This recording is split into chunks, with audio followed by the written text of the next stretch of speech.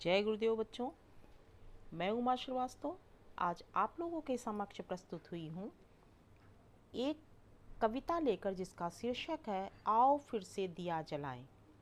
इस कविता के रचयिता हैं श्री अटल बिहारी वाजपेयी जी।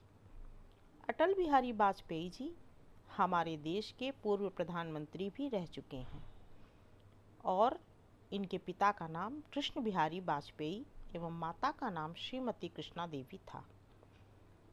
इन्होंने बीए तक की शिक्षा ग्वालियर मध्य प्रदेश तथा एमए की शिक्षा कानपुर उत्तर प्रदेश से ली थी। अटल जी भारत के 3 बार प्रधानमंत्री रहे।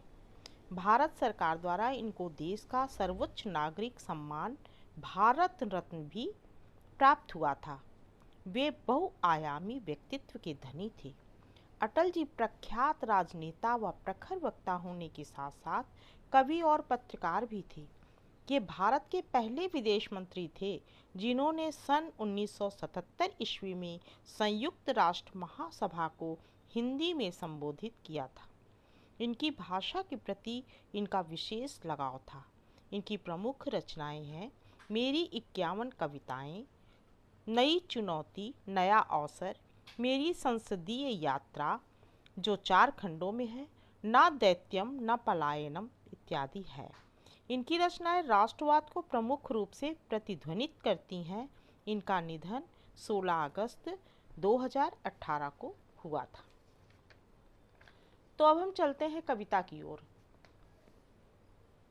जो कविता हम आपके समक्ष प्रस्तुत कर रहे हैं उस कविता के माध्यम से कवि ने जीवन में आने वाली कठिनाइयों से निराश न होने तथा अपने लक्ष्य को प्राप्त करने के लिए निरंतर प्रयासरत रहने की प्रेरणा दी है। तो पहले हम कविता का वाचन करते हैं।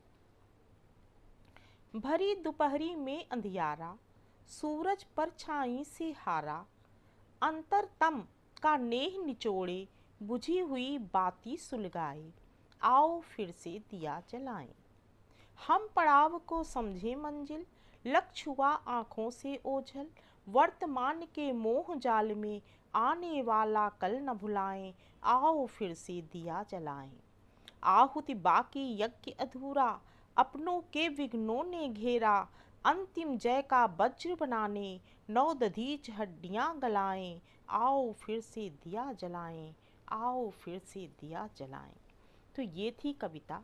अब हम चलते हैं कविता के भावार्थ की ओर। कवि कहते हैं भरी दोपहरी में अंधियारा, कि जब हमारे ऊपर कठिनाई आती है, परेशानी आती है, तो ऐसा ही महसूस होता है। तो ये थी कविता। अब हम चलते हैं कविता के भावार्थ की ओर। कवि कहते हैं भरी दोपहरी में अंधियारा, कि जब हमारे ऊपर कठिनाई आती है, परेशानी आती है, तो ऐसा ही महसूस होता है कि जैसे भरी दोपहरी में अंधियारा सा प्रतीत होता है। जैसे भरी जब एकदम दोपहर का समय होता है तो चारों ओर उजाला रहता है, लेकिन हमारा जब मन दुखी होता है, हमारे ऊपर परेशानियां कठिनाइयां आती हैं, तो हमें उस उजाले में भी अंधियारा नज़र आता है। अर्थात हमें अपनी कठिनाइयों से, हमें अपने विघ्न बाधाओं से ऐसा लगता है जैसे हमारे चारों ओर अंधियारा घेरा हुआ है। सूरज परछाई से हारा, सूरज की कभी परछाई नहीं होती है। सूरज इतना प्रकाशित होता है, इतना प्रकाशमय होता है कि उसकी परछाई होती ही नहीं है। लेकिन सूरज भी जो है, जब कठिनाई परेशानी आती है तो ऐसा लगता है सूरज भी अपनी परछाई से हार गया है। अंतरतम का नेह निचोड़े, बुझी हुई बाती सुलगाए, आओ फिर से दिया जलाएं। कवि कहते हैं कि हमें इन परिस्थितियों में अपने अंतःकरण, अंतःकरण का मतलब होता है हृदय का सबसे भीतरी भाग, अपने अंतःकरण में का नेह निचोड़े, अपने अंतःकरण में जो प्रेम है, जो विश्वास है, उसको हम उजागर करें और बुझी हुई बाती सुलगाएं से तात्पर्य है कि जिससे हम निराश हो गए हैं, हम हार गए हैं, फिर से अपने को अपनी आशाओं को ज्वलंत करें, अपने लक्ष्य को ज्वलंत करें और उसको प्राप्त करने के लिए फिर से हम अपने कार्य में, अपने मेहनत में लग जाएं। आओ फिर से दिया जलाएं। फिर से दिया जलाने का तात्पर्य है कि फिर से हम अपनी आशाओं को जागृत करें, अपने लक्ष्य को प्राप्त करने के लिए परिश्रम करें।